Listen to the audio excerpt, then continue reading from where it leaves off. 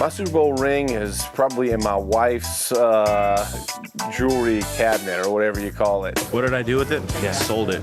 No, I'm just kidding. It's in my house. I think it's in one of the dressers. It's locked in a safe place right now. It's actually at my mom and dad's house. You know, they got it locked away. It is in a box with a light shining on it. I had to break it out, you know, let the young boys see it, you know, let them know what it's all about, and this is what you play the game for.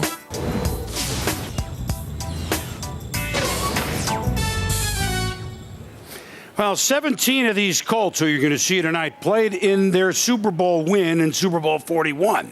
And 12 of their coaches tonight were on Tony Dungy's staff for Indianapolis fans. Now, for them, it was a culmination of so many trips to the postseason, finally paying off.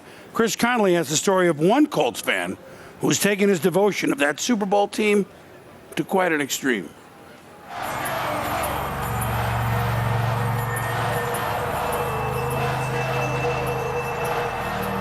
I'm Matt Ellis. I'm a Colts fan. My devotion is more than skin deep.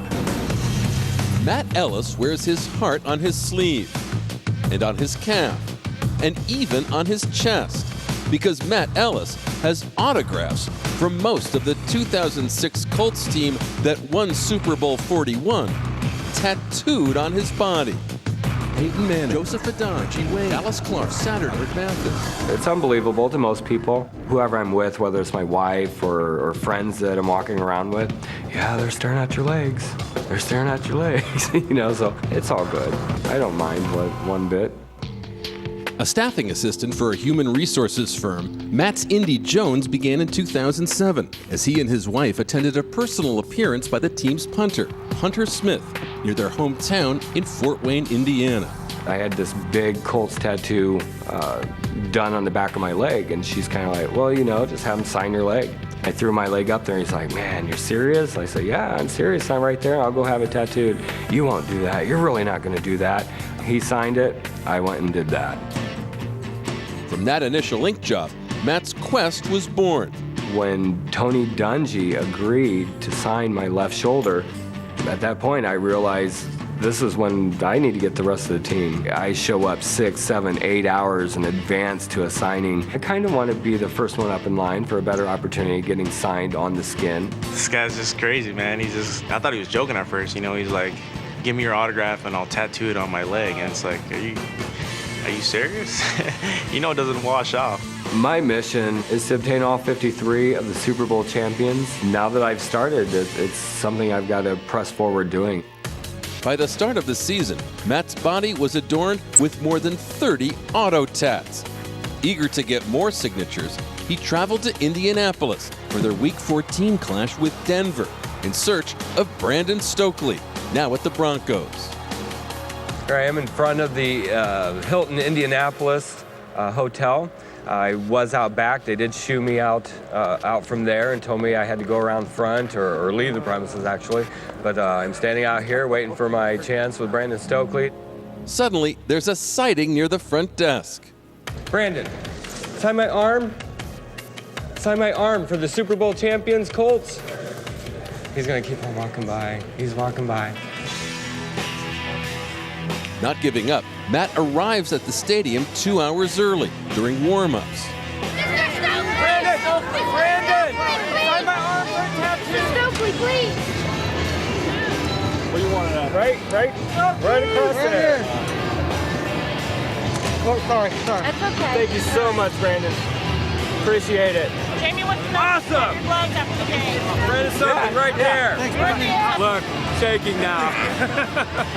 After the game, he heads to a tattoo parlor to finalize Stokely's flourish. The whole reason I came down to watch this game was for an opportunity to get Brandon Stokely. As soon as he got me signed, I just started shaking because there was another player down, but Brandon Stokely right here made my weekend. For those people out there that think I'm crazy for getting these permanently inked on me, it's about the journey that I'm going through. The moments that I get to share with each and every single one of the Super Bowl champs, I'll forever remember those moments. Well, there are autograph hounds, and then there's Matt. And here he is With us, showing off the Colts, some of the champs of a few years ago. Mort, you ready to sign? No, I'm not ready to sign, but as you know, there's 34 tattoo autographs on him. Matt Ellis here. 32 of them are players. We're going to add players number 33 and 34, move the number up to 36 with former Colts D.D. Dorsey and Darrell Reed. D.D., I mean, what do you think of this guy here? It's amazing. It obviously took a lot of time and dedication. I think I have maybe 10 tattoos at the most, and I mean, I don't think I have the ability to handle as much pain as he did. Darrell, there are a lot of tattooed guys in the NFL. Who's the most tattooed players you've seen in this league? I would say maybe Dillman from San Diego, but my guy Lonnie Paxton, our long snapper on the Broncos, has a bunch of tats. So and David Dill, the Giants, offensive lineman. Something wrong with a lot of those guys. No question about it. All right, guys, here it is. Let's go ahead and start. Sign it, and let's get this thing done. We got Jose here from Miami Inc., who's going to do the tattoos, but we got to get the signatures first. Here's D.D. Dorsey, who will be player number 33. I think you got to put it on his forehead myself. And then here comes Darrell Reed, former Colt, to be the 34th player and 36th overall member of the Colts.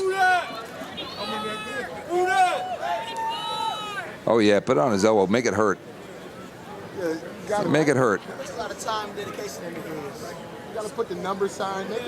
All right, Matt, take a seat here. Colts that! Matt's going to take a seat here with Jose from Miami Inc. Matt, I got a quick question to ask you. You are on the no-fly zone, right, with the TSA? Absolutely, TSA. I'm going. What's the strangest reaction you've gotten this week? People have seen you. Hey, everybody's liked it so far this week, except the crowd behind us at this point. Who'd at the Colts that? So that's what I have to say about that. Jim Caldwell called me a nut, so that's about as far. Okay, I'm going to echo what Jim Caldwell said. You're a nut. I do not recommend this at home. However, NFL Sunday Countdown will be back, and as we said before, we've got plenty of Who Dat fans and Hoosier fans. We'll be back soon, and we'll monitor Jose's work on Matt Ellis. Before he was a Saint, Drew Brees was released by San Diego. I saw Drew walking off the field with his arm locked like this and couldn't bring it down. And I said, oh my goodness, he's dislocated his shoulder out the bottom. More on the surgery that saved Drew Brees' career. And I'm Kenny Mayne in New Orleans, where they're getting ready for the Super Bowl victory parade if the Saints pull it off. Everyone's excited. Everyone but him. His story later on Countdown.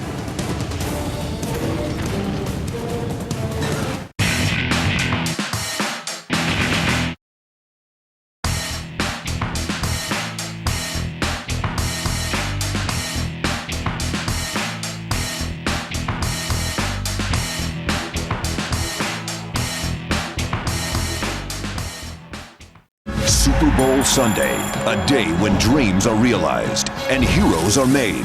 The New Orleans Saints have been on a collision course with the title game all season. Can Drew Brees finally take them to the promised land? Or will four-time MVP Peyton Manning and the Indianapolis Colts claim yet another Super Bowl championship? It's the greatest spectacle in American sport. Super Bowl 44, live from Sun Life Stadium in Miami, Florida. Tonight at midnight, CET, live on ESPN America.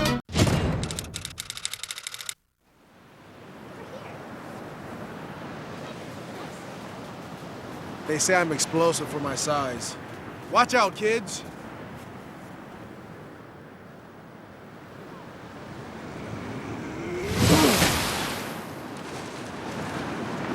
I'm explosive for any size. Pick me.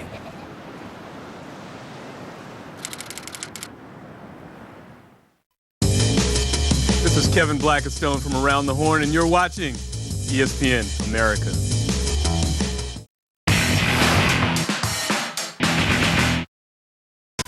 One of the beauties of this game, of course, we're talking offense, but we're talking offense in crunch time, and we've followed this all year long on the Swami. I find it intriguing.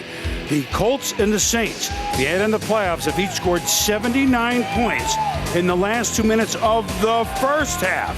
Colts having 21 in the playoffs, 2 touchdowns against Baltimore. The Saints adding 7. That's phenomenal. To Merrill Hodge in our IBM Insight Center on how the Saints D should try to fend off Peyton Manning. Thanks, Boom. We've had 2 weeks to dig and delve as we get ready for the Super Bowl. We're trying to find solutions for issues that exist for the Colts or the Saints. We decided that we were going to help the Saint defense. How should they go about handling Peyton Manning and this Colt offense? Well, immediately people say, well, you should blitz him. Well, in the AFC Championship game, that's exactly what the Jets did. They blitzed him, and Peyton Manning roasted him, threw for 2 touchdowns when the Jets blitzed. Now, the solution is still going to be about pressure, but a different kind of pressure. The Jets used their secondary. The Saints will use their defensive line and linebackers. During the regular season, the Saints, 49.3% of the time they blitzed. The zone concept, though, you overload one side of the formation with 4 or 5 guys, and you get a free defender to hit Peyton Manning consistently. That will give the Saints a perfect opportunity to pull the upset in this Super Bowl. All right, Myrtle, thank you. Well, every time they played a Super Bowl winning quarterback, they beat him this year. Week 6 at home against Eli Manning and the Giants. Native son came home, but was picked off, lost a fumble. He was sacked, and the Saints won impressively 48-27. That big Monday night, we all saw it against New England. Tom Brady, no touchdown passes, 2 picks. He was on a bench by midway through the 4th quarter. Saints rolled the Patriots 38-17. Divisional weekend, Kurt Warner nailed after a pick by one of the defenders making a block. No touchdowns intercepted. The Saints won big 45-14. And of course, the stat sheet shows for Brett Favre he wasn't sacked at all, but don't believe it. 5 turnovers in the end. The Saints march to the championship game in OT. Ted Werder with the Saints, who know they have a tall task this evening. Right, Boomer. Saints defensive coordinator Greg Williams told me that he learned from mentor Buddy Ryan that a great defense is one feared by opponents, that defensive players have to get inside the quarterback's head and make him worry about protecting himself. Kurt Warner, Brett Favre, brutalized as the Saints reached the Super Bowl. They seem to be evolving to that point.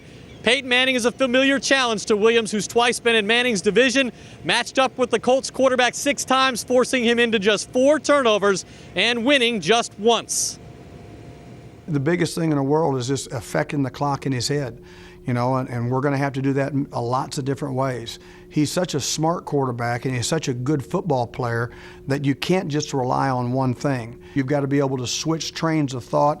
You've got to get him to go to the bench after every series and think about, what have I not seen? What's coming up next? There's a chess match that goes on with him. To tell you the truth, it's one of the things that lights my fire. Those are some of the things that really excites me on game day, is going against guys like that. Manning has a reputation for avoiding sacks and taking care of the football, but here's the point that Williams has been making to the Saints all week. Manning averages 26 completions and 28 handoffs in games he finishes and starts. So Williams has told his players that's 54 times the ball leaves Manning's hand. Boomer, he said that's 54 opportunities for the Saints to take it away from somebody other than the Colts quarterback. Well, interesting, Ed. We'll keep an eye on it. Now, this is something else. Peyton Manning and Drew Brees against 5 or more rushers, i.e. blitz. I mean, you look at all the numbers, you can read into it what you want. But both quarterbacks adept at knowing exactly what they're doing. Completion percentage, great. Touchdown to picks, great. You can see it. Quickest release of all time, I don't know, maybe Dan Marino, maybe Joe Namath. Today, in today's game, there's no question. Drew Brees' release is the quickest. I asked his coach, Sean Payton, about it. The thing that he's able to do is throw it from some funny body positions too, and he can adjust his feet. He's a guy that scrambles to throw, not to run, and yet he's very athletic in making these subtle adjustments in the pocket. Well, that was Sean Payton, who likes what he saw, that's for sure. Let's go to our linebackers now. And Tommy, Teddy, how do you defend these guys? Now, I believe Teddy might have some insight on at least one of them, but Tom, it's a tough task, isn't it? Boom, this may come as news to you, but there's 2 pretty good quarterbacks in this football game, and Teddy and I are going to talk about defending them. When it comes to Peyton Manning, he's a guy who figures things out, stays in a formation. Here he's in a 2-by-2. That means 2 receivers on either side of him. And here against the Jets, you see him go to a 3-step drop. Ball is out of his hand. This is a slip screen. Gets minimal yardage, but again, the ball is out of his hands. It's a way to relieve pressure. Again, 2-by-2. The only guy moving back trying to get a sense of what the call is. They've switched to quick slant, and again, the ball out of his hands, so very difficult to get to Peyton Manning.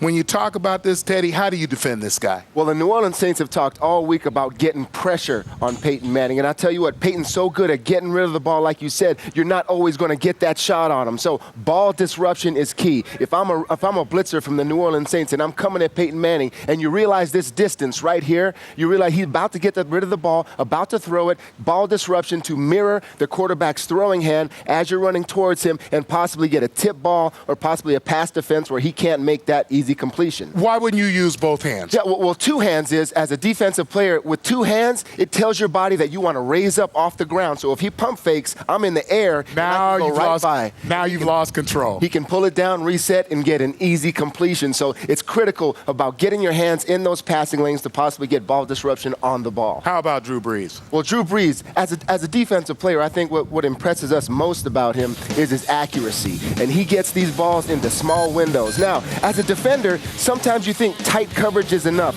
There are a lot of quarterbacks in this league, when they see tight coverage, they go off to their second or their third read, but not Drew Brees. He trusts his receivers. He trusts the ability he has in his accuracy to get these balls into small windows. So, Tommy, accuracy is something defenses have trouble with. How do you think they stop that? When it comes to defending Brees, the thing you have to realize first and foremost is he's about 6 feet tall. So what I want to do is double A gap pressure. That means linebackers on both sides of the center. I want to get that pressure in his face. Again, the hands being up, I can have a successful play against this guy by getting my hands up and getting the ball down. But again, I'm not going to show him the same thing more than once or twice. I'm going to make different coverages, weak side goes, strong side goes, double A gap pressure.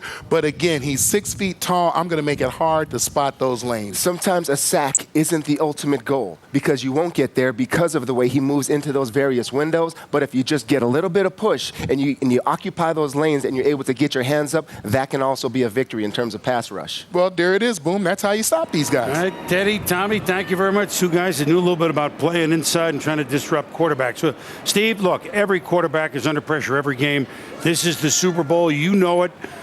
Which quarterback today is under more pressure, if I could term it that way, Steve? Yeah, that's one of those esoteric questions, Boomer. You know, it's like asking two brain surgeons who's under more pressure. I mean, it's the nature of the position, and you know, we're going to delve into the esoteric. I have no one better than Trent and I to talk about it.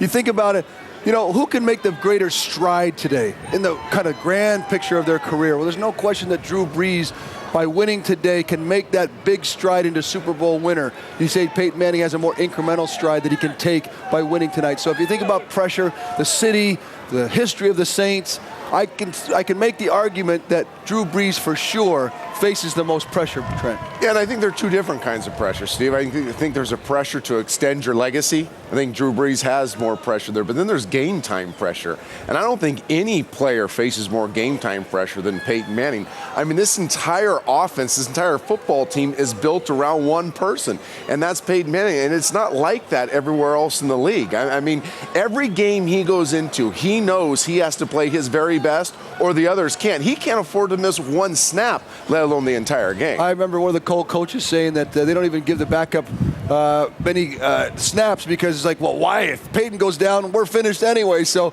I agree with that point. Peyton Manning does face pressure, but also, Trent, you got to think about Drew Brees in this game as well. He's going to face a Colt defense that's depleted, so maybe you're right. Maybe the most pressure on game day tactically on the field is probably Peyton Manning because he faces maybe a better defense. Yeah, and I think that game pressure is a more immense pressure. Jaws, what do you think? Yeah, I think it's on Drew Brees, really, because after looking at the championship game, I thought he was tight in that game. It wasn't the sharp kind of game that we've seen all season long from Drew Brees. And also the offense that the Saints run is very complex, very sophisticated. When you watch the first 15 plays of today's game, scripted by Sean Payton, you'll see 15 different formations, all kinds of movements. That puts a little more burden on the quarterback to be successful. But I'm also sure in those 15 plays, you're going to see a lot of Pierre Thomas runs right at Dwight Freeney. Tested ankle with the running game. If they do get the running game going, that means a play-action passing game becomes prominent for Drew Brees. And he is outstanding in the play-action passing game. As I turn to Coach Gruden after an hour and a half of this show, I haven't got my stats working yet, but I got this one for you, Coach. On play-action passing game, Drew Brees, 122.9 quarterback rating, 70% complete, 14 touchdowns, only 2 interceptions. Now we can rock and roll with the play-action game. That's really nice. guys, but Peyton Manning has more pressure on him than any quarterback I've ever seen play. The guy calls all his own plays in a no-huddle offense in the Super Bowl. He's got 2 young receivers, Austin Collie, Pierre Garçon. He's got to keep them under control. That's pressure. Everybody expects the MVP to deliver. That's a lot of pressure. But Chris Carter, I have news for everybody. Peyton Manning doesn't feel any pressure. He applies it.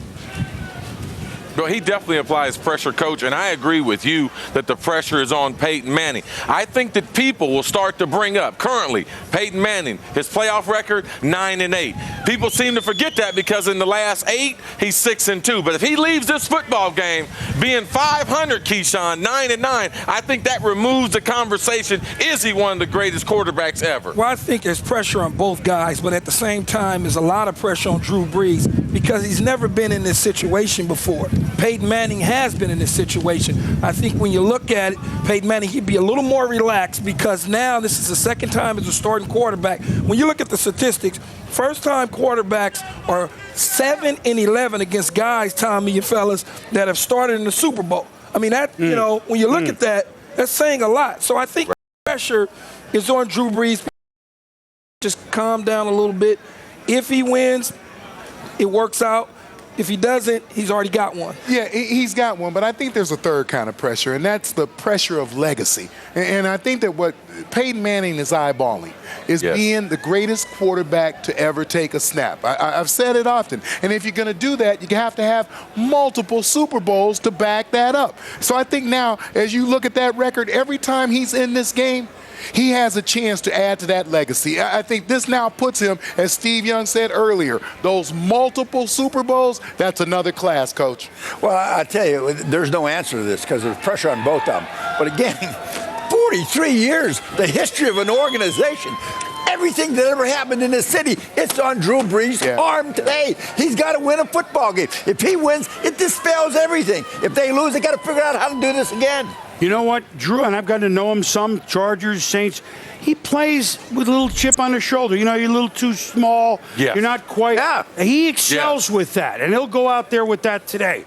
For Peyton Manning, maybe we'll see like Ben Roethlisberger. Ben won his first Super Bowl as a youngster. Not trying to compare the young Ben with Peyton 3 years ago, but Peyton didn't have his greatest game when they beat the Bears a few years ago. Ben had a great game last year, and they won. They needed it. Maybe that's what we're looking at with Peyton. And one other note, I find it interesting that the over-under, it's the same as it was for the Pro Bowl. Now, the Pro Bowl is hockey without goals. Yeah, okay. I mean, that's what football without tackling. So everybody's expecting both to deliver under the pressure when we return. There's our tattoo man, Mark Elliff. Wait a minute. He's being charged by some funny dudes now. Hold on. Wait a minute.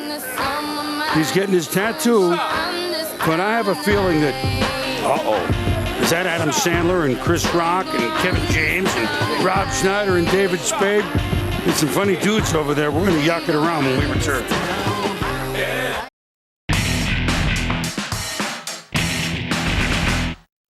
Super Bowl Sunday, a day when dreams are realized and heroes are made.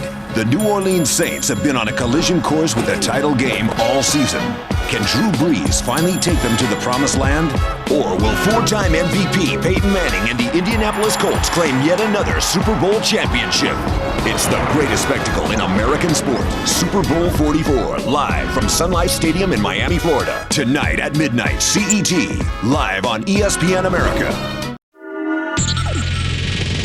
Hi, this is Tony Kornheiser from Pardon the Interruption, and you are watching ESPN America, American for Sports.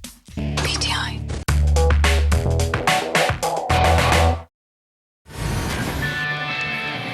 Drew Brees, at the end of his career with San Diego and against Denver, suffered a major shoulder injury, which clouded his future.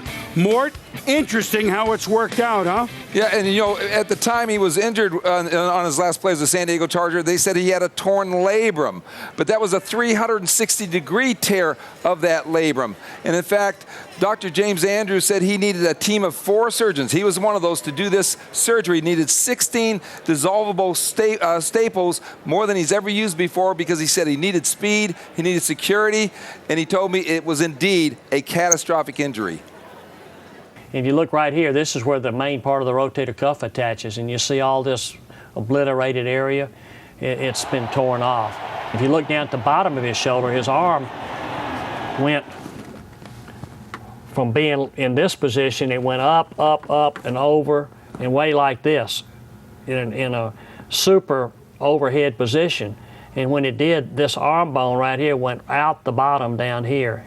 So the arm bone actually punched its way through? Yeah, went out the bottom. Now, when an athlete, you hear about athletes dislocating their shoulder, they usually come out the front. Okay. You know, that's the common way. This one went out the bottom, which is real unusual. He's probably 1 in 100 that could come back from that injury at the high level. But he was the right one, and I believed in him from word go. All right, there's actually some drama 2 days after Dr. Andrews did that surgery. He himself, the doctor, suffered a heart attack, and it was intensive care, actually meeting with Drew Brees during that time. And here's how it's paid off. The Saints had faith. They gave him a 6-year, $60 million contract. They are going to tear up that contract and redo Drew Brees. And think about this, Boomer. The number is probably going to come in about where Phillip Rivers came in this year with a new contract, right around $100 million deal. So good for Drew Brees and a great story and a tribute to his devotion and dedication to rehab. All right, Mortimer, thank you. Well, here we are on the field, and this is not just any ball club that we've assembled here. These are, I hate to call, it's amazing if I would ever say Adam Sandler, Rob Schneider, Kevin James, the birthday boy, happy birthday, Right. Chris Rock, and David Spade. It's hard to call them grown-ups. But I guess we have to. Super Bowl Sunday, fellas. How are you? Yeah, this is great. Good to see you, Unbelievable. No, wait a minute. This is one of the greatest passing combinations of all time. That's true. Sandler to Rock. You look out there with Manning and Breeze going. I mean, would you give him a tip? You guys got a tip for him? I like the number Manning's wearing. I wore that in longest yard. That's all I got from him. Just a number. What do you think, Chris? His receivers. Well, as a receiver, ever since they looking for the prompter. Well, Kevin, I think you're more of a linebacker type, right? I'm a pulling guard. Pulling guard. So, I mean, you ready I'm ready to open a hole. Now, here's something for our premium ready to go. Robbie and David look like punt returns. There's never been a punt return in the history of the Super Bowl. Maybe this is your day. This might be it. Maybe this is your day. Well, listen, this grown-ups. Yes, sir. Yeah. What are we going to see when this comes out? What, June? Full-on comedy, Berman. Everyone gets to be funny. These guys are all funny in it. Sandler steps it up, too. We played ball as kids together. Our coach passes away 30 years later. We go to the funeral and make each other laugh. Yes. So you go in a time machine in 1978? What was football? Dallas played Pittsburgh in the Super Bowl. What was John Brockington. Remember John Brockington? Yes, I do, Packers. Yeah. Don't make me look. You're going to look bad if you don't let me quiz you. I didn't know you were this tall. I want to take this interview back. So, I mean, you go back to football in that day and you looked at it in a time machine. Yeah. What was going on in football in 1978? You said, wait a minute. Joe Montana was with Notre Dame. Just last year, Notre Dame. Yeah. Were you guys, were you playing football then? But what was the story? Yeah, Pop Warner football. I was in on that. I was playing football with my older brother and all his buddies. I was watching the Niners. They were 1-12, 1-11 or 1-12 that year, something like that. And John Riggins ate at my house every time with they were or without with his mohawk and his mother had the mohawk too. Your mother Listen, are you guys over the Jets losing to the Colts? We got Jet fan from New Hampshire. Very excited. Jets. Niners. Jets. Are you guys over that yet? We're not. You know what? We don't look at the Super Bowl so much as the Super Bowl anymore. As more of a celebration for next year, next season. Exactly. Jets. It was big. Jets will be good. We want Eddie DiBartolo to come back for the Niners. Come on, it's enough. It's enough. Let's let Eddie back. He's We need coming you, back Eddie. to present Jerry Rice in the Hall of Fame. Oh, that's Be this summer. Congratulations to those guys. So listen, 10 more years. Since you guys have the, I mean, I won't be John Brockington. Listen. If you go back in time to 78, right? Yes, sir. And you 78. see some things in football that have happened. What do you want to change? Boy, that was good then, or boy, I wish that didn't. That's a loaded football question now, but okay, now that you've got knowledge, hindsight. I like the leather helmets. I don't know if they should have gone away. I don't like any of the roughing of the passer You don't like it? I liked it when they could. I got Otis Sistrunk could pick up a guy and slam him on the ground like wrestling. Now that's football. University of Mars. Yes. Otis Sistrunk, Sistrunk. the What Raiders. could we change? What can we change to go back? Yeah. What do you I would like to see more of the yellow line, but not just on TV, just everywhere. At 78, I didn't have the best eyesight, so I'm all for that. I like the old guys like Blanda. Guys playing in their 40s, you know? Not too many of those guys anymore. There's a few. But listen, since you called your own plays, I'll start with you, Adam, and longest yard, since you were there calling the plays. I like shouting them out. How about today? It's a pretty good game. What do we got, Colts or Saints? What do you think, Adam? Okay, all right. Okay. I feel settled. guilty always because, of course, you want New Orleans to be happy, but I also think Peyton can have some happiness in his life. So it's just as an older brother to Eli, he deserves one more. Okay. So They you're can on the hear Colts. you. Robbie? Well, You can do it, right? You can do it. New Orleans, you're going to have a better party whether you win or lose. It doesn't matter. You're there, man. You made it. but let's go New Orleans 34-31. Whoa. Hayden's a great guy. I think the Colts might do it, but my heart is with the Saints and that city right now. So that's who I'm with. Drew Brees, too. I'm going to go with, normally I go with the black coach, but I'm not going to do that today. I'm going to pick New Orleans. They got a great secondary. As long as they smack it and not try to intercept it, they will be fine. All right, well, this is the first time I've been out here to the super crowded. And I normally go with a white coach, but I'd say Saints 7-3. I'm going on 7-3. I'm going low. Well, Robbie, you know I'm picking Buffalo no matter where we go, Buffalo, right? baby. Good time. I wish you. See it online. Adam Sandler, Rob Schneider, Kevin James, Chris Rock, the birthday boy, David Stay Spade. tuned for the Super Thank Bowl you, at 9 fellas. hours. Thanks, Chris. Welcome to Super Crowded, right? Give this to Disco, would you, buddy? Absolutely. You can have one, too. Thank you, Chris. Go, Matt team. Ellis, our tattoo man, still at work. We got plenty coming up yet here from the Super Bowl, as you just saw. We'll be back. Great job, boys. Thanks, buddy. When Peyton was able to win it, it wasn't just a Manning, it wasn't just a Colt, it was a true New Orleanian winning the Super Bowl. The unique connection between the Manning family and the city of New Orleans. And the little boy with the big place in Drew Brees' heart. I couldn't imagine somebody telling me that, in a day or two, you're gonna have a surgery and, you might not make it out. You don't want to miss the lesson this brave boy taught Drew Brees.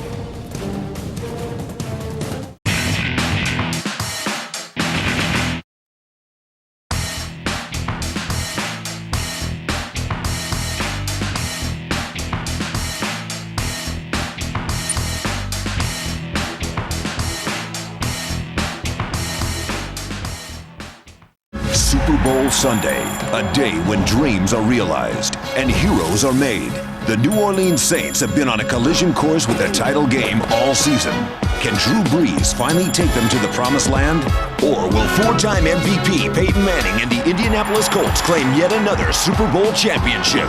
It's the greatest spectacle in American sport. Super Bowl 44, live from Sun Life Stadium in Miami, Florida. Tonight at midnight, CET, live on ESPN America. Starward Preferred Guest presents a spectacular winter promotion offering up to 40% off at participating hotels across Europe, Africa, and the Middle East when paying with your MasterCard. Enjoy your stay at Sheraton, 4 Points by Sheraton, W, Aloft, Le Méridien, Westin, the Luxury Collection, and St. Regis. Book now and pay with your MasterCard. More details on spg.com/MasterCardTV. This February on ESPN America, the finest athletes in the world take center stage. The NFL's ultimate prize is on the line. Live coverage of Super Bowl 44. The NHL's best go head-to-head. Plus, ESPN Films' acclaimed series 30 for 30 premieres all month long. And the NCAA college hoop season rolls on with over 40 live games. The brightest stars, the biggest games. All this month live on ESPN America.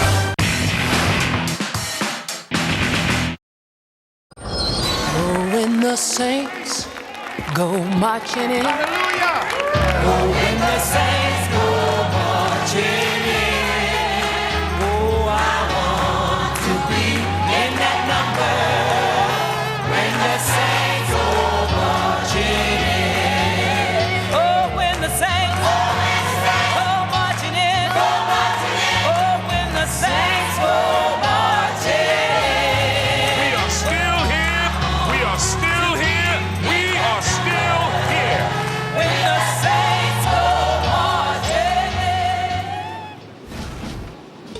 when the Saints go marching in is a funeral theme from way back when, but has obviously become very popular and is being heard all around Bourbon Street. That's a shot from the famous street in New Orleans this morning, which was noisy last night. Hard to get a hotel room, hard to get a reservation. Our Rachel Nichols is down there, and as someone with the Saints traveling party mentioned to me earlier in the week, you absolutely want to be here if the Saints should happen to beat the Colts here in Super Bowl 44. Then there's a reality. What happens if you're not in New Orleans? You're missing out on the party. As we continue on Sunday NFL Countdown here at the site of Super Bowl 44, let's go to Ed Werder for the first of our team reports. Ed? Mike, thanks. Drew Brees told me he'll probably be nervous early in his first Super Bowl, but believed that he would overcome his anxiety quickly. Head coach Sean Payton said making the quarterback comfortable early in the game is a high priority. Payton hopes to accomplish that with a 15-play script to start the game, and then we'll put together a 12-play script at halftime. That could be critical because the Colts have not allowed a point in the second half of any of their postseason games this year. For more on the Colts, here's Susie Colbert. Ed, I had the opportunity to survey some of the best players in the NFL about what makes Peyton Manning so good. And I thought Jets defensive end Sean Ellis summed it up best. He said, just by looking at film, you can't really simulate his presence and his tempo. When you're lined up across from him, you get into listening mode and it takes you out of your game. Now, he thought it was a huge compliment that Peyton thought that their defense was confusing enough that he was mentally exhausted after the game. But he said to be on the field with him, to see him break it down, figure it out, was unbelievable. And if they busted a defensive play, Peyton knew it. He said, I have never seen anything like that in my life. And Mike, we know Ellis has known him a long time. They went to school together. That's right. Tennessee Volunteers and Susie Darrell Rivas echoed some of those same comments when you talked to him, I know, as we were here for the Pro Bowl a week ago. It's been a couple of weeks since these two teams last played, which means we've all had 14 days on our hand. And, you know, there's a game show mentality sometimes to putting these things together. So we figured out, let's do 8 in the beach. Let's look at these rosters, see the familiar, similar names, and put our guys on the spot to see which one will be more important than the other. So it is 8 in the beach time. Pierre Thomas or Pierre Garçon? Which Pierre will have a bigger impact on the game? Chris Carter, you're on deck first. Which one? Well, it's really hard to pick. Both these guys are going to have an impact on the game. I'm going with Pierre Thomas because I believe he's going to touch the ball about 15 times. Anytime a guy's going to touch that many times, I give him the edge, Teddy. Yeah, I'll go with Pierre Thomas also. Don't underestimate the importance of the running game. Dwight Freeney's a little bit hobbled. Go right at him. Well, Pierre Garçon for this reason. This kid has emerged as a heck of a receiver. Reminds me of Miles Austin. Yards after the catch, I like Garçon. Mike, you see, Coach got an influence on. We got the glasses on. Back to you, bro. Cooking, baby. Give me a minute. I'll get mine on. Stand by. All right, next one on the list. Which Reggie has a bigger impact on the game? The Saints' Reggie Bush or the Colts' Reggie Wayne? Let's bring Keyshawn and Gruden together, the Super Bowl 37 winners. Keyshawn, you go first. Do you mind if I imitate you right now with this hoarse voice, Coach Gruden? I think it's Reggie Bush from USC because he handles the ball way more than Reggie Wayne in terms of special teams, getting him out on the perimeter, doing things with him out of the backfield. He didn't have a great game last time out, but before that, he had a pretty good game. I look for him to getting back to that form. Keyshawn, we've disagreed in the past, and I disagree again. Reggie Wayne is from New Orleans, played at Miami. He's Peyton Manning's go-to guy. This is going to be Reggie Wayne's world tonight. Keyshawn picked the USC guy, didn't he? I just want to make that point as well. You can make the argument that Bushrod's more important than Bush to the Saints. Bushrod, their offensive tackle. Which Robert has a bigger impact on the game? Robert Meacham or Robert Mathis for the Colts? Trent Dilfer, you're up first here. Well, Mike, last time I checked, this game's about scoring points. My Robert Meacham can put points on the board, Tommy. He's got a run by you gear that he's going to show tonight. Last time I checked, it was about getting to the quarterback. I'm going to take Robert Mathis. With Dwight Freeney either out of the game or certainly hobbled, I think that you look for Robert Mathis to move around and have an immediate impact when this game starts. Mike? And Tommy picked the defensive guy. You know what? You guys are predictable. All right, one more. Spelled a little different. Which Peyton the bigger impact on the game? Sean Payton or Peyton Manning? Steve Young, you go first on this one. All right, Mike, in an effort to be a little provocative here, I'm going to say Sean Payton. But, hey, there is some history here. In my Super Bowl, Mike Shanahan told me before the game he wanted to throw 8 touchdowns. He wanted 8 touchdowns on our side. He has the ability, Sean Payton, to call the plays to get that done. He can make the difference in this ball game by putting combinations of plays like he did in the regular season. They were tight in the championship game. If Sean Payton can get loosened up and get those big chunky plays, he can dominate this game from the sidelines just like Mike Shanahan did in our Super Bowl. Steve, it's Peyton Manning because he has instant recall and application. You know his preparation is legendary. He'll have looked at every Saints defensive game this season on the coaching tape. He'll take a look at Greg Williams at Jacksonville last year, those two games. He'll go back to 2006 when Greg Williams was a defense coordinator with the Washington Redskins. He'll look for that hint, look for that indicator, and once he sees it on the field, he will apply it to the defense and get his team in the right play to attack the weakness of the defense he sees, Mike. And there it is, ladies and gentlemen, another great edition of 8 in the Beach coming to a theater near you very soon. George Toma, the sod god, the guy who's taking care of the field for every Super Bowl, he was just here putting the finishing touches on the field. But the touches continue on this gentleman. Mort, did you get your tattoo on this guy yet? No, but I got an update here on the super fan, Colts fan Matt Ellis. He started the day with 32 player signatures of the Colts where they autograph it and he tattoos it. D.D. Dorsey and Darrell Reed came along, signed it. It's been tattooed. We're finishing up with D.D. Dorsey here. That'll be 36 total signatures, counting Tony Dungy and Jim Caldwell. What are you going to do after this? Hey, my journey. What if the Colts win the Super Bowl? Colts win the Super Bowl. I'm coming for Garcon, Painter, Stover, McAfee, Anthony Gonzalez. I got news for you. Darrell Reed told me he's going to put you up for auction on eBay. You're done after this one. All right. Hey, watch Boomer handing out Come On Man t-shirts to the crowd here. We'll be back with more Sunday NFL Countdown.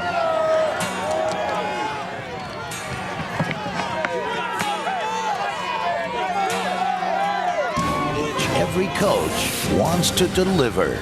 Just hit, just run, just block. Inside the locker room for the first time ever for Vince Lombardi's final Super Bowl speech to the Packers. Plus, they gave up the chance to make history to make a healthy run at the Super Bowl. If the Colts don't learn from their past that they've made mistakes by setting their players, shame on them. Then they don't deserve to win the Super Bowl.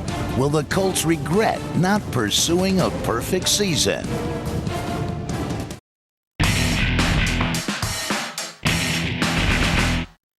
Super Bowl Sunday, a day when dreams are realized and heroes are made. The New Orleans Saints have been on a collision course with the title game all season. Can Drew Brees finally take them to the promised land? Or will four-time MVP Peyton Manning and the Indianapolis Colts claim yet another Super Bowl championship? It's the greatest spectacle in American sport. Super Bowl 44, live from Sun Life Stadium in Miami, Florida. Tonight at midnight, CET, live on ESPN America. Wednesday Night Hoops on ESPN America. It's a conference doubleheader as Big East rivals square off. First, we're with the Connecticut Huskies as they roll into Syracuse to face the Orange Men. Then another chapter from one of sports' greatest rivalries is about to be written. North Carolina versus Duke. It all starts Wednesday at midnight. Wednesday Night Hoops, live on ESPN America.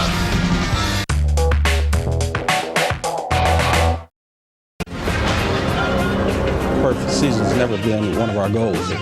I know our players are disappointed that we lost. 16-0, we did not feel was a historic achievement. For the second time in 4 years, the Colts are headed to the Super Bowl. It's been a great season. I'm sure they wanted to see us go undefeated. Going to win the Super Bowl, then I think a lot of this stuff would be forgotten.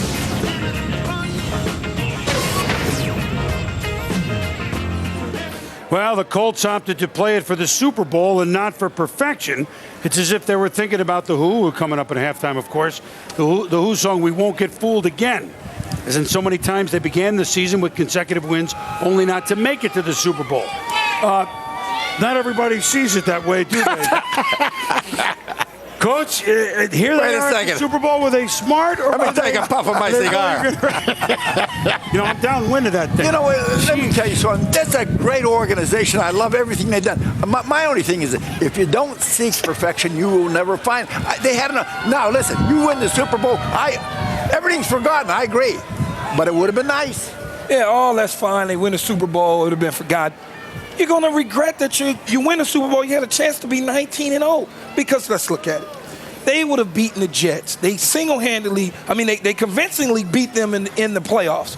Now, boom, yo Bills, think about it. Snowing. No, give me the snowing stuff. Ryan They would have beat the Fitzpatrick. Bills. And then, no, Tom, look, 19-0, you go in there and you win that football game in the Super Bowl, and you got a chance to be 19-0. History in the NFL, you always trying to teach me as a young buck about history. Now you're going to try to flip the script. But the biggest history is winning the Super Bowl. Nobody can see into the future. If someone would have slipped, gotten hurt in the Buffalo Bills game. I've been on the Super Bowl floor when the confetti falls about a dozen times. I've never seen anybody that regrets anything when they're getting ready to get that Lombardi. You're not going to regret winning the Super Bowl. That's the goal. You want to win the Super Bowl, but you have a chance. The Super Bowl. You got it. Now you have a chance to be 19-0. And you sitting there looking and you're saying to yourself, I had a chance to go 19-0. I'm talking to my buddies in the barbershop when I'm 55 years old. Girls, I had a chance to go 19-0. Way to get that in there. Hey, very seldom do you talk to athletes and they say they don't have any regrets. Now, if you had a chance to be really special, all right? I don't know nothing about playing in the Super Bowl, all right? But you ask guys who got Super Bowl rings, they would give some of them things back. But you do know something about being special because you was a special WR, which means wide receiver. But the thing about it is when you have a chance to be alone, when you're in a class, you're the only one there, and you have that opportunity, you do that. All I know is, Trent, bring some stability to this. Tell them what it feels like to win the Super Bowl. Any regrets? Well, everybody talks about if they win the Super Bowl, they're going to forget about the decision. Let me tell you what they're going to forget, guys. They're going to forget about the team. They're going to forget that this will be their second Super Bowl win in 4 years. They're going to forget about the Jim Caldwell story because this will become about Peyton Manning winning his second Super Bowl instead of the Colts winning their second in 4 years. It'll rob them from being a team legacy and make it a singular legacy on Peyton Manning. Listen, when I hear someone say that we didn't feel that 16-0 was a historic achievement, you just don't get it.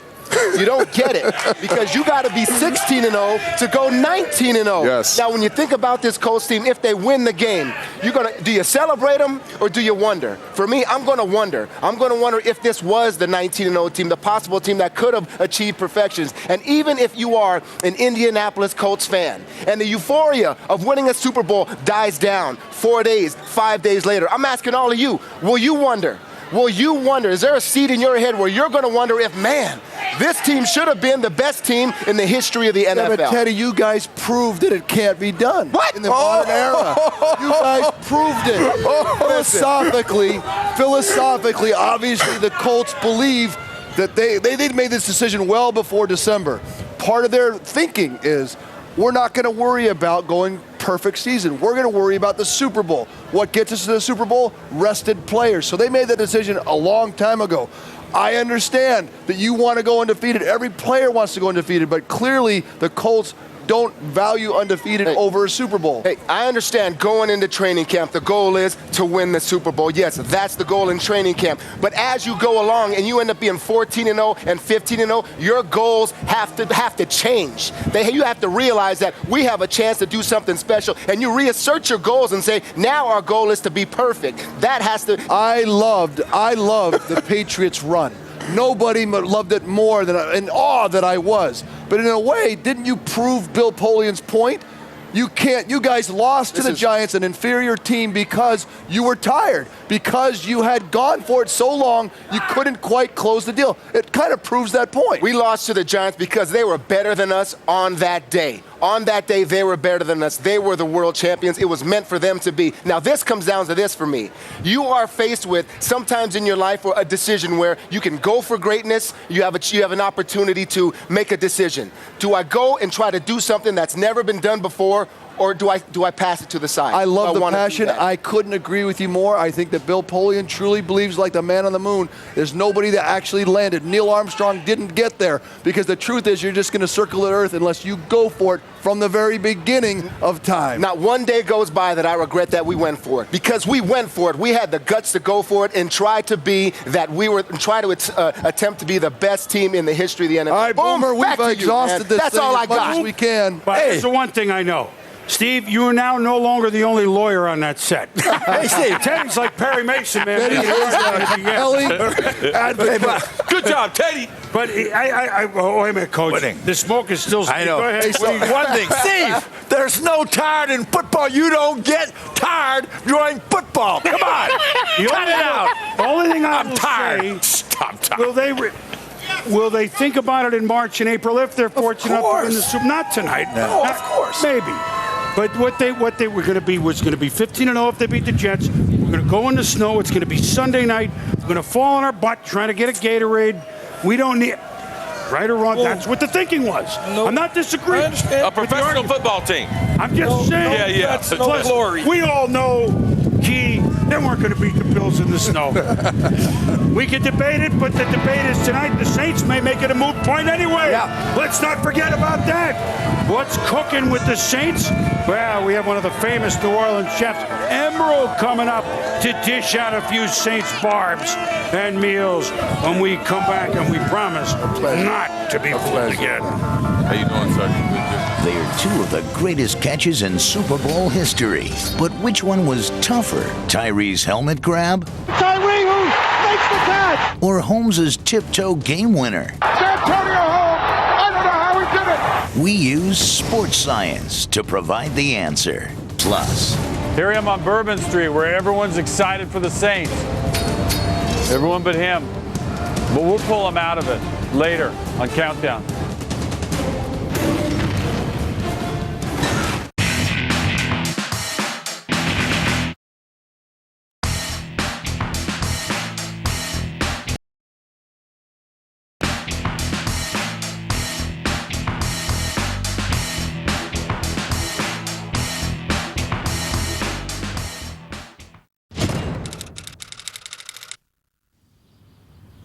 See those guys over there?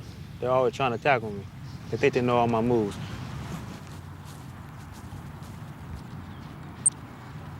Come on. Whoa. Get out of it, man. Can't believe you just did that. Think again. Pick me. Did you just run up us? Super Bowl Sunday, a day when dreams are realized and heroes are made. The New Orleans Saints have been on a collision course with the title game all season. Can Drew Brees finally take them to the promised land? Or will four-time MVP Peyton Manning and the Indianapolis Colts claim yet another Super Bowl championship? It's the greatest spectacle in American sport. Super Bowl 44, live from Sun Life Stadium in Miami, Florida. Tonight at midnight, CET, live on ESPN America.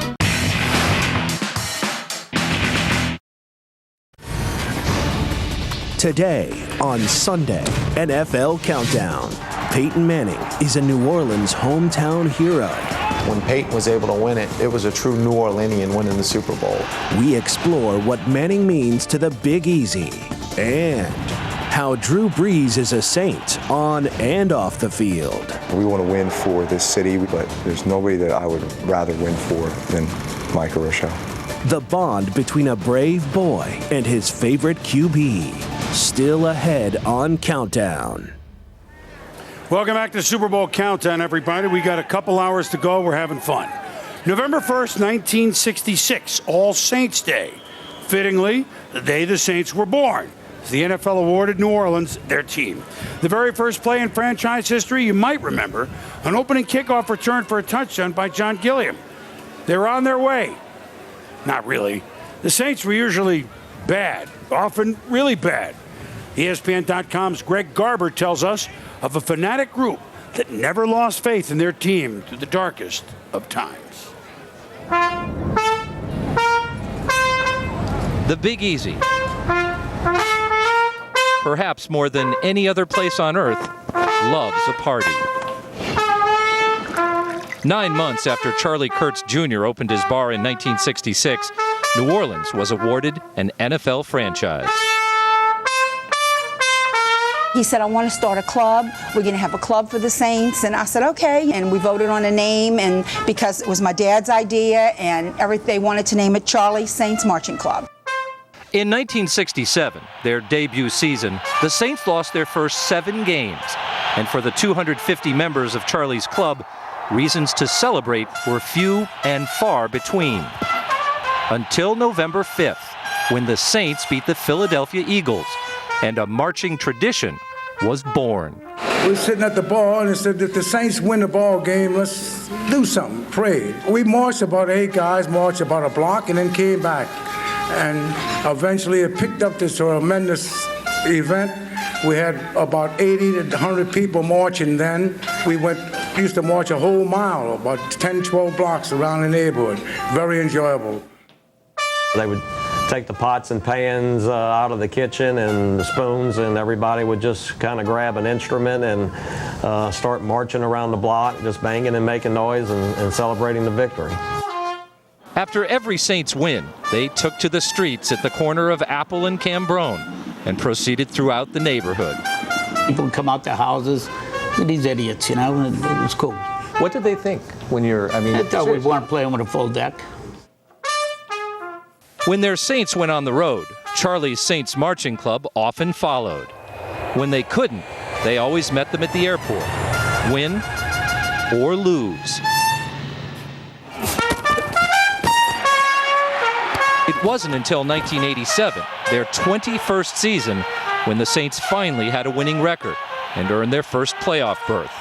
But the club's loyalty never wavered, even when doubters knocked on Charlie's Tavern door in 1980 in the midst of a 1-15 season.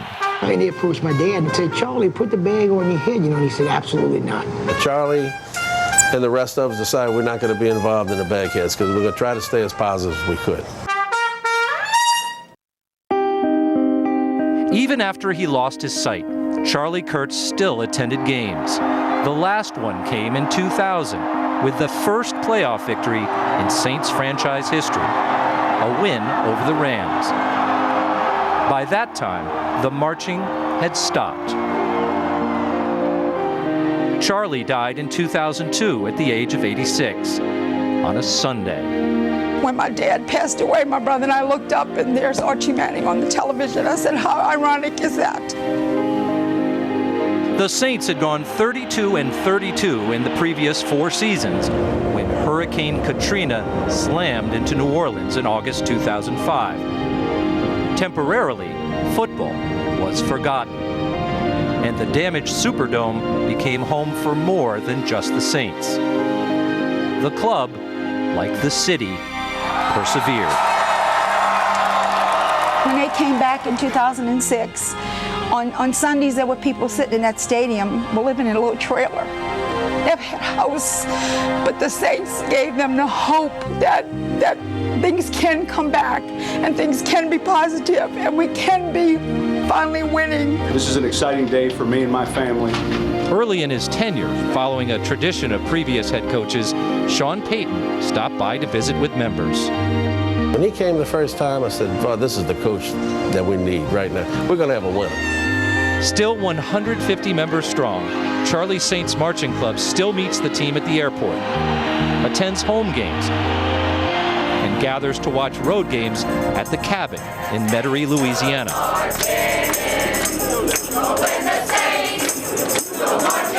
You know, y'all go to the airport when they lose, y'all march when they win, y'all always behind them, you never say any negative things about them. Charlie, why do you keep supporting this team? Why?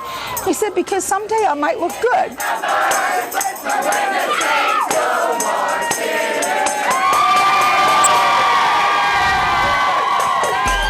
Well, a little bit different in New Orleans, isn't it? And they are all over Miami. It's a wonderful, wonderful scene. A selected few of the Saints Marching Club will be here in Miami for the Super Bowl, while the remaining members will convene at the Cabin later today. Well, we saw a little glimpse of a guy that I used to remember. Pat O'Brien's already before high noon. Rachel Nichols is there in the Crescent City. Hey, Boomer, I gotta tell you, it was really amazing just walking over here this morning, walking these streets. I was here just a few months after Hurricane Katrina, and on these same blocks, it was boarded up, it was eerily quiet. Well, you can hear it now. There are people shouting.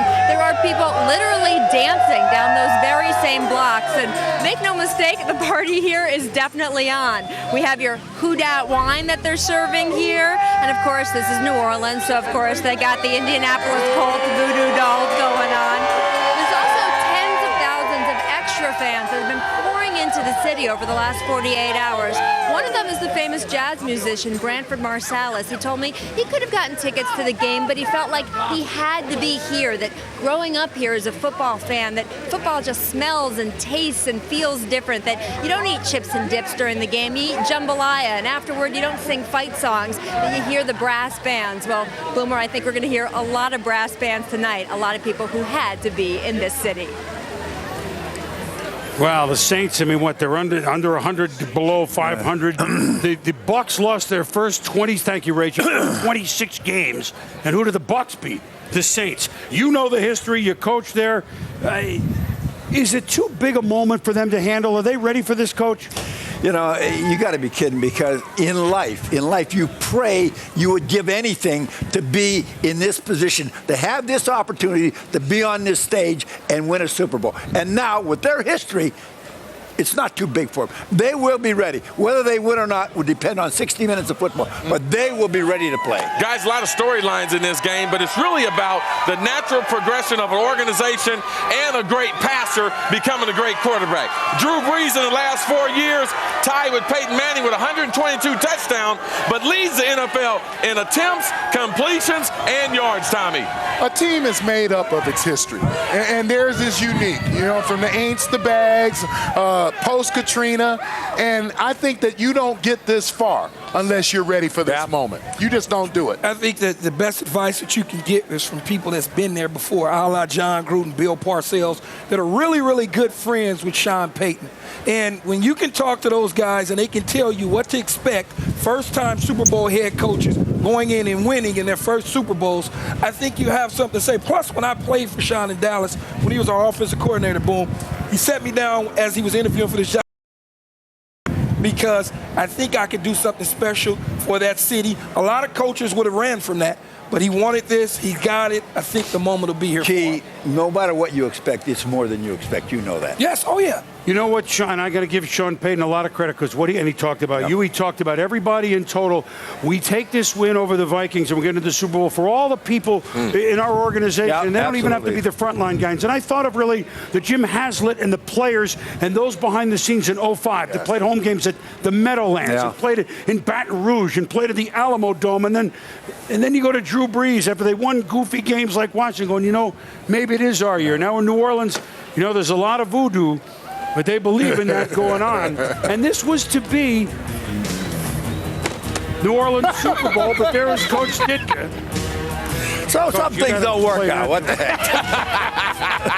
It's just the worst time of my life. 15, 33 you were in those 3 years. I'm just kidding. I'm just kidding. I mean, and, you know, people look at that and they say, well, if I had it to do, I like Ricky Williams. What am I going to tell you? I liked him as a football player. He was the best college football player I saw. I wanted him to make him the face of that organization. It didn't work. Well, that was probably my fault more than his.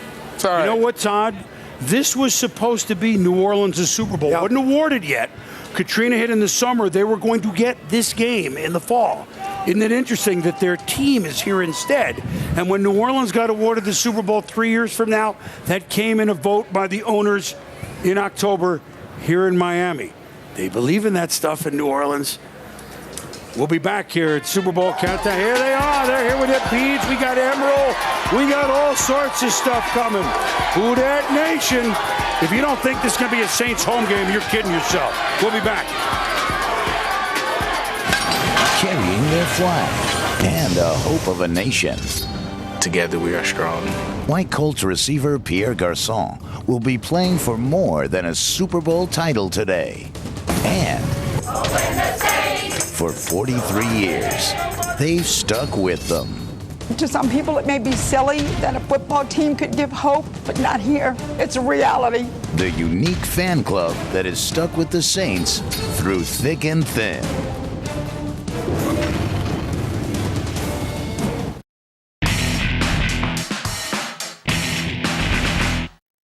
Super Bowl Sunday, a day when dreams are realized and heroes are made.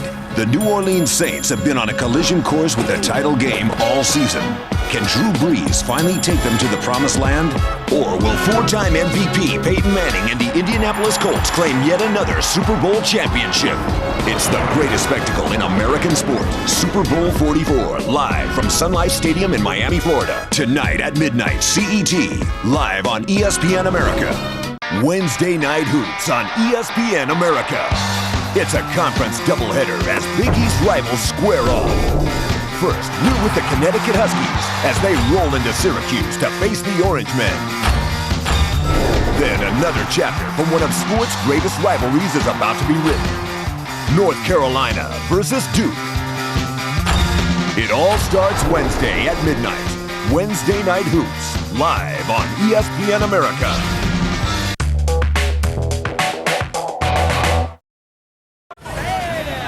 Did a couple of minutes ago as Sunday NFL Countdown rolls on. Emeril has arrived at the beach. One of the most famous chefs in the world, Emeril Lagasse, will join us. A little bit of Cajun cooking as we get set for kickoff. Well, both teams, as mentioned, have played here. Indianapolis, a great comeback. 3:28 left. It was Peyton Manning, the quick screen to Pierre Garçon, and no one was waiting on Garçon, who went 48 yards for what proved to be the game-winning touchdown. A game the Colts had the ball less than a quarter of the game. They won 27-23, and that was really the introduction of Garçon to the national audience and what an impact he's had on this season, and what an impact a country very close to his heart has had on all of us over the last month. It's been about a month since that 7.0 devastating, tragic earthquake hit Haiti, the island nation about 700 miles from here. Now, Pierre Garçon is the son of Haitian immigrants. Most of his nuclear family, everyone but Pierre, as a matter of fact, were born in the island, and obviously they have many relatives who they're very close with still on the island. Rachel Nichols now has the story of how Garçon's play and national pride has really lifted Haitian hearts, and I want to warn you as you watch this, there are some images in this story that are very strong in nature.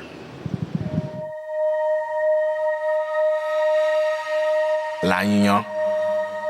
Faire la force. Together we are strong.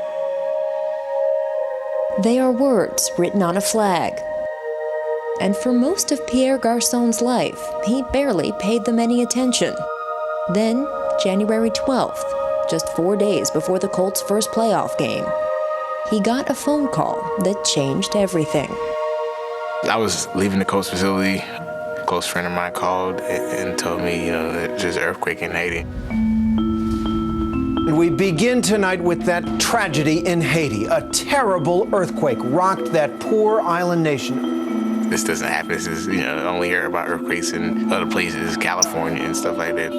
While Garçon's mother and sisters live in Florida, the rest of his relatives live in the coastal town of Les Agans, one of the areas hardest hit by the earthquake. For 2 days, he was unable to reach a single family member there. Instead, his television became his lifeline. It stayed on all night. I went to sleep with it on, woke up with it on. It was on CNN, just updates, anything and everything. The war is coming to an end. It was probably the worst 2 days you could spend. You just mind wondering about what's going on. When news finally did come, a huge relief. Garçon's relatives were all alive, thanks to a chilling twist of fate. At the time of the earthquake, they were not in their homes, which were destroyed. Instead, they were at a cemetery.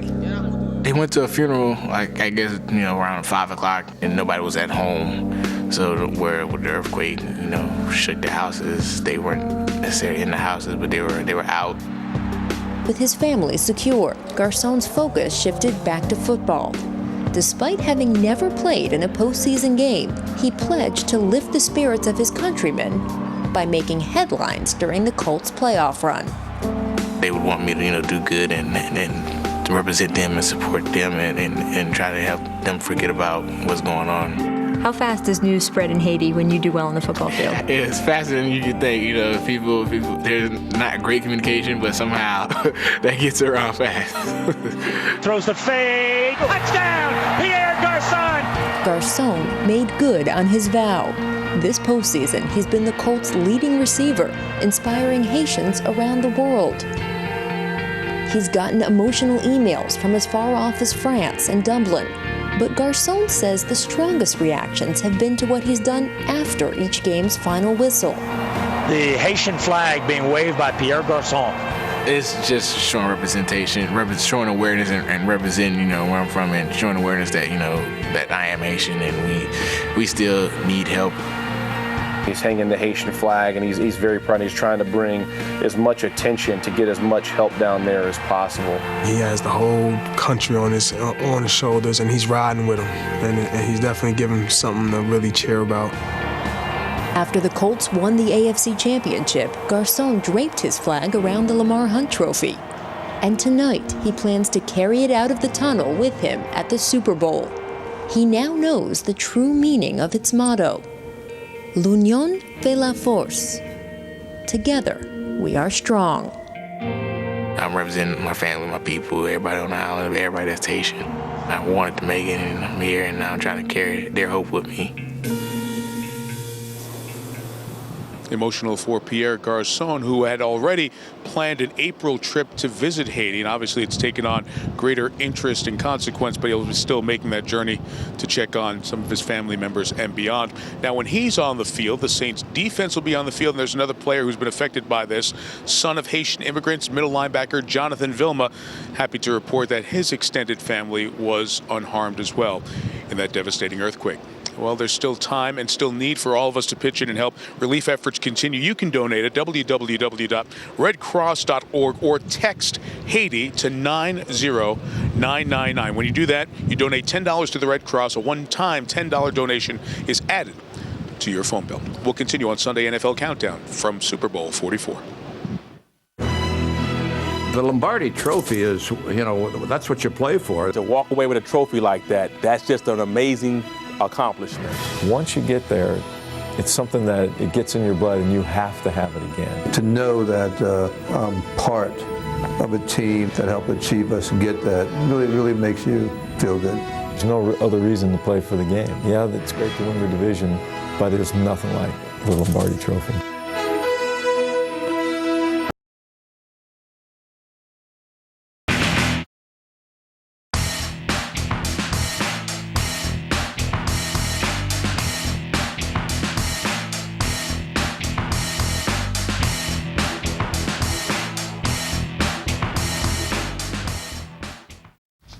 You wonder how I practice keeping both feet down?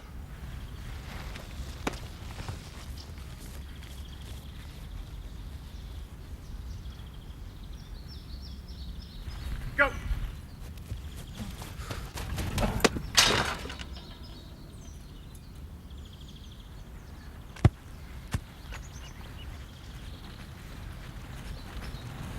Still wondering?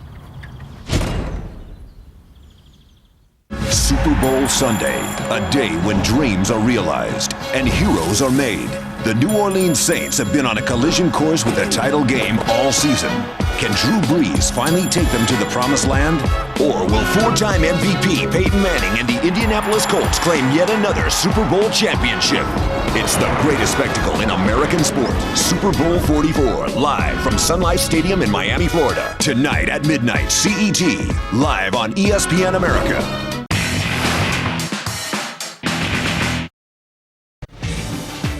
Looking for Super Bowl 44 post-game wrap-up, Countdown Daily presented by IBM. All the news you could want on the Colts and Saints. Check it out on ESPN.com. Well, we all remember in 1980 when the Saints became the Aints. They couldn't win. They couldn't come close.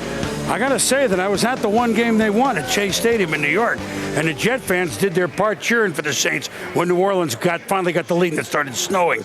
In the last 2 minutes of the game, it's as if the man upstairs knew there was something going on. Well, we sent our Kenny Mayne to the Big Easy, past the House of the Rising Sun, past the train they call the City of New Orleans, in search of the last of the Aints bagheads. How could this not be the Super Bowl main event? Snap, placement, kick by Hartley. At the very moment the ball sailed through, Saints are on their way to the Super Bowl. a party started in the streets of New Orleans. It hasn't stopped. Whoa! Whoa! It's going down, man! Whoa! But legend had it that one man didn't believe. One man still trapped in the past. Who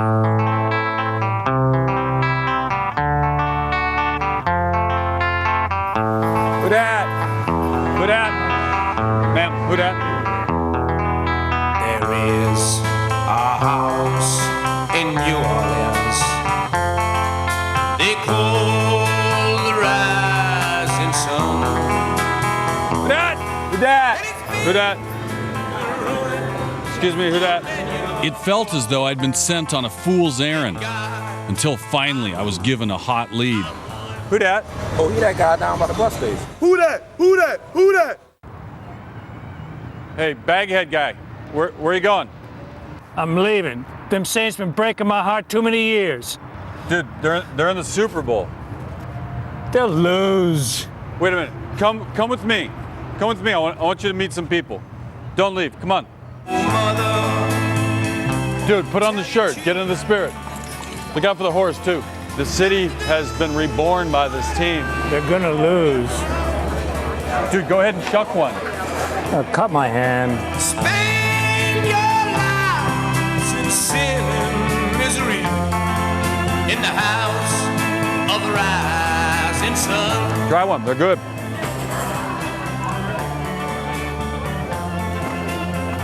Wouldn't you agree this glass is half full? Nah, it's empty. Put this on now. Dude, I have you on the Saints float. This will be in the victory parade. It's gonna rain. It always rains. I'm going back to New Orleans to wear that ball and chain. Dude, you're the last guy to be wearing a bag. Nah, there are plenty of others. They're just ashamed to show their shame. It's not true. Saints in the Super Bowl. Who that said they're gonna beat them Saints? Who dat? Go Saints! Come on now, come on! I seen the error in my ways. Go Saints! Who dat? Who dat? Are you serious, dude? Really? Another bag? Yeah. Way to go, like Kenny. that. Paper bags, that's for sure. Thank you. Tune in to brand new edition of Main Street, Tuesday at ESPN.com. Kenny just coming back from the Big Easy. You can just taste the excitement in New Orleans. Did I say taste? Who's this? They're the best, absolutely the best. What do you guys think? They're the best? They're the best. All right. You were so much older then. I was a little I'm younger younger. then. Emeril Lagasse, one of the great chefs. How are you? I'm great, buddy. Welcome to the Super Bowl. So good to see Wait a minute, the Saints are in the Super Bowl. They are. What do you? I can't believe it. I can't believe it. I got to tell you a quick story. I'm coming here to see you, and I'm in the car, and my wife is on the phone with my mother-in-law, who unfortunately stayed in Mississippi. And she said today the Monsignor at Jackson Square doing Mass was in his full garb as the Monsignor, white, with a Drew Brees jersey on. Wait a minute. Really? Yes, but they got permission today in New Orleans from the Vatican, from the Pope, to take the flag down, the Pope's flag down, and fly the Saints flag. And they sent the Vatican a Saints flag, and they're doing the same. Wow, you guys don't leave any stone unturned. When you get to this point, head voodoo from Moreeeee Laveau right on through, There's huh? some voodoo stuff going on. That's all I can say. The vibe, so the vibe in the whole city. I mean, they moved Mardi Gras, right? That's supposed to be this weekend. Yeah? You know, as you know, we were supposed to have Super Bowl here. This was our year. Super Bowl. And here we are. We're here in Miami. It's going to be a fantastic game. Tell me about your restaurant. I mean, not just the club, but you have 3 restaurants there, restaurants here. So what do the people want? I mean, do they want special stuff? Are they unbelievably? It's really insane. Right now, as we're also with Super Bowl and Carnival season, you know, there's crawfish and oysters and shrimp, and there's just a lot of good time. I tell you what. There was a guy, Mark Laredo, who wrote a story last Monday in the Times-Picayune that said, "Dear Miami," and all it said was, "You don't have enough beer." Now, I understand many of the Saints players, coaches, but Drew Brees and you have gotten to know each other. He and his family come to eat. What do they like to eat? Very simple guy, fresh, light. I tell you, when Drew was being recruited by Coach Payton, I went to him and I said, listen, Drew, there's no pressure. But if you sign with the Saints, I'll cook you and your wife dinner anytime that you want. In your house, here at the restaurant, at the kitchen table, anywhere you want. That's negotiation. I'll tell you. I didn't know you were on a tender with the Saints. Speaking of which, actually, I'm going to put you on a tender with the Saints, Emerald. So Sean Payton says, I would like you to cook and design the menu and the pregame meal that they're going to eat sometime this afternoon before taking the field. What are you cooking for your Saints? They're a little suspicious. So they're going to have gumbo, and they're going to have andouille crusted redfish with a little Creole Meunier sauce, and they're going to finish what I bought you right there, banana cream pie with banana crust and caramel. It's Super Bowl Sunday. I can have that if you made it. So all this meal and everything in Who Dat Nation who's here, does it finish the way everybody thinks? I mean, if they're flying the flag at the Vatican, I guess I ought to know. Maybe, how does it finish? Maybe up there they're saying something to us, Chris. I don't know. But it's definitely a Who Dat Nation today, I think. What do you think? I'm thinking 31-28 Saints. And a jambalaya for everybody, right? Jambalaya for everybody, baby. Hey, you better believe it. Thank you, Emerald. Thank you. This is fun. Hey, you know what? We know they can eat. We know they can party in New Orleans. And now everybody knows they can play some football. That's right. When do we get to eat this? Come on, baby. Well, I'm afraid of my tie, you know. Thank you. All right, food for everyone, Saints for everyone. We will be back in New Orleans. Wait a minute, I got one thing. Hold on. You're not wearing any of these. Baby, you better have, come on, baby. That's for you. That's right. I mean, I know you got some, but you can't leave set without that. I appreciate that, pal. We'll be back. Getting the Saints on and off the field. You take care of yourself, all right? Be strong. Stay strong. How Drew Brees' bond with a New Orleans boy will be on his mind today. And Dwight Freeney's dilemma. If I do have to alter my game a little bit, so be it. To play. This is the biggest game there is. Or not to play.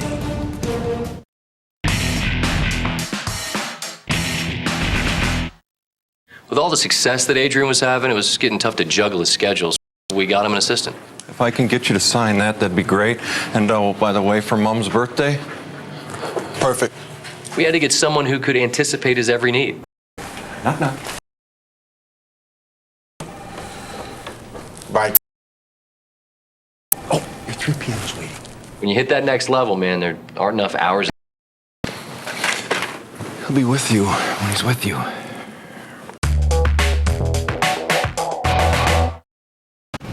Well, there's the newly named Sun Life Stadium, site of its 5th Super Bowl under different names, site of Super Bowl 44 here this evening in breezy, did I say the right word, Saints fans? Miami. Of course, Drew Brees, Saints, everybody's paying attention to Dwight Freeney on a play that he, oddly enough, was trying to avoid hitting the quarterback. Of all the plays, injured the ankle against the Jets every day this week. Freeney's approached it with a smile, and certainly come Super Bowl Sunday with a lot of hope. I wake up every single morning thinking I'm healed. And I wake up, take that first step, all right, I got a little bit more work to do, and I really try to stay positive. Oh, it's a lot better. It's day to day. I always say it's hard for me to put numbers on it, percentages on it, where exactly it is, but it's definitely getting there. The swelling's going down a lot more. As long as I can go out there and, I have some agility and that I can be able to push off and play somewhat like I know how, I'll be fine. Well, that's certainly the issue du jour, if you will. Susie Carver has been with the Colts all week, has the latest on what do we know, Susie, about Dwight Freeney's ankle here on game day? Well, here's the good news, that every day he's made progress, that lots of times during the season he was injured to the point where he couldn't practice but still played in the game. His teammates telling me the guy's got Wolverine-type characteristics. He heals like a Wolverine, it's so quickly. And because their defense is more aggressive this year, they blitz differently, a lot of different types of blitzes on third down, that they can still be effective even if Freeney is limited. I think they'll be fine regardless, to be honest with you. We're kind of built, next man up. That mentality, that's kind of how we are. I'm not sure who will be his backup, probably Raheem Brock. Pretty confident in that guy. He's been here a while. You know, we feel like he can get the job done. I mean, but you know, there's no replacing Dwight Freeney. We all know that. Someone's going to have to step up, but just the rest of the team, period, the defensive ball, we have to run to the football on that side of the ball. You know, that eliminates a lot of the big plays, and that's obviously one thing they strive on. Now, run to the football, that's what they do best. And defensive end Raheem Brock, who will take a lot of those Freeney snaps, said they watched a lot of Minnesota film because Minnesota played the Saints really well, but one thing they don't have is the speed. The Saints have not seen speed like this. Now, Chris, the latest on Freeney is, word is he will give the ankle a go in pregame warm-ups. If there haven't been any setbacks, then he is likely to play. Here's the feeling about this defense. Having spent time with them in the playoffs, that they like to rise to the occasion. People thought they couldn't stop the run. They did. Well, if there are doubters, because Freeney will be limited, the other guys will be just dying to step it up. All right, Susie, something we will have a different project today with the Saints' vaunted attack of always. Look, we discussed at the beginning of the show, guys, Dwight Freeney, how we thought he'd play, wouldn't play. How does Freeney's situation affect game plans for both the Colts and the Saints? Well, I think if I'm the offensive coordinator of the New Orleans Saints, which is Sean Payton, play caller, it won't affect anything in terms of what I'm doing in my game plan preparation. I have plays that I like to that side of the football field. I have plays that I say, you know what, if Freeney, in fact, is not playing, I'm going to go to that side. I don't have to protect anything over there as much. I can let my backs out on a free release. I don't have to slide a tight end over there to get extra help in chipping the back side of that protection. And if you look at statistics, and a lot of people don't really understand this, or they're not saying this right now, the New Orleans Saints are the best in the NFL at running the ball to the left. They have 8 touchdowns, which is the Indianapolis Colts right side where Freeney is at. I think Sean Payton has something dialed up for that side one way or another.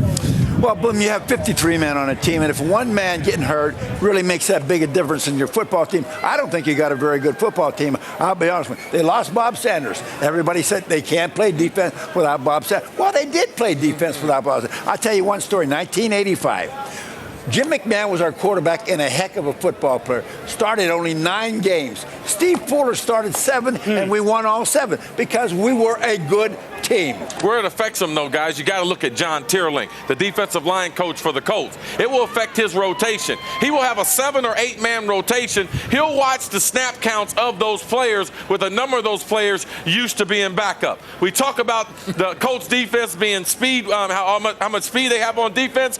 Now, Tommy, they have more girth when they make that substitution for Freeney in the lineup. Yeah, probably a little less pass rush, a little bit better at run stopping. But the big picture, when you look at this, if you're the Saints, you prepared for Dwight Freeney to be 100%. If I'm the Colts, I prepared as if he is not going to play a single down. And you heard the Colts say it, the next man up. Yeah. You have to have all hands on deck. And Jaws, if you're a great football team, you do that. And I think the Super Bowl actually makes it easier because my adrenaline is going to make me a better player.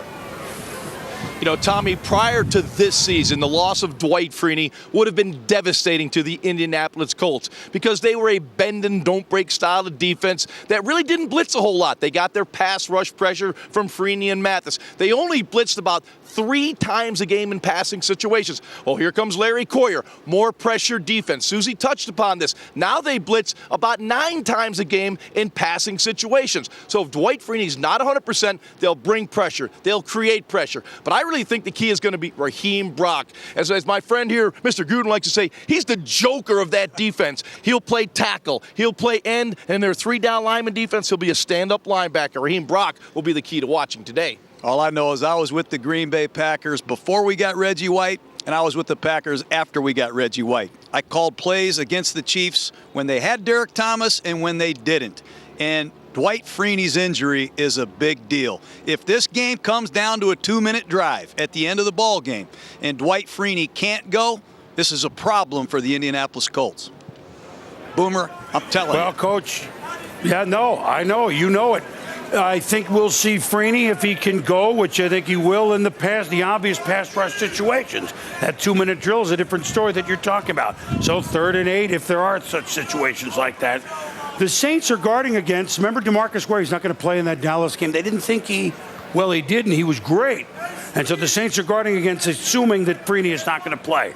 Well, the Colts don't care. They're here. They're ready to roll. Here are their fans. You know what I mean? It's afternoon now, so everybody's up. They're ready for Super Bowl atmosphere. Morton Adam burning off-season questions for the Super Bowl teams. That's Both right. of them. That's right, but there's always house cleaning for the Super Bowl teams immediately after this game. And for the Indianapolis Colts, as Jim Irsay, their owner, said, it starts with Peyton Manning, their quarterback. His contract expires after 2010. He's scheduled to make $15.8 million. I think he's going to be the first $20 million quarterback. And then big deal is offensive coordinator Tom Moore and offensive line coach Howard Mudd. They've been with Manning all this time. There's a lot of stuff this past offseason. This time, Howard Mudd, the line coach, retires for good.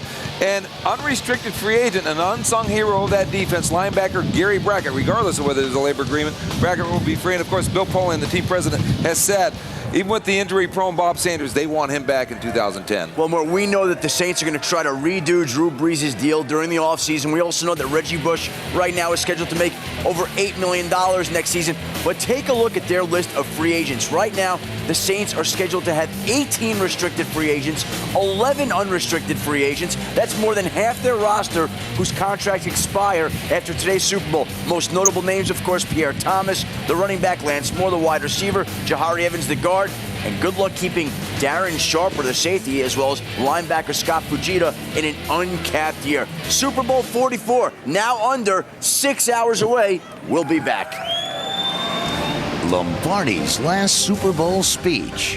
They're going to try to hit you, they're going to take it out. For the first time, hear the legendary coach's final message to the Packers.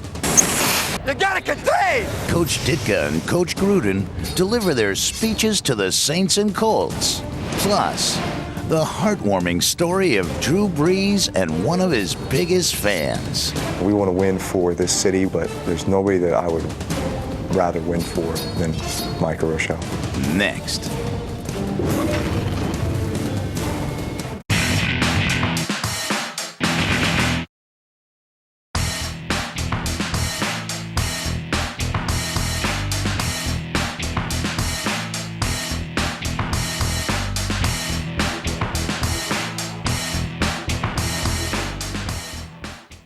Super Bowl Sunday, a day when dreams are realized and heroes are made. The New Orleans Saints have been on a collision course with the title game all season. Can Drew Brees finally take them to the promised land? Or will four-time MVP Peyton Manning and the Indianapolis Colts claim yet another Super Bowl championship? It's the greatest spectacle in American sport. Super Bowl 44, live from Sun Life Stadium in Miami, Florida. Tonight at midnight, CET, live on ESPN America.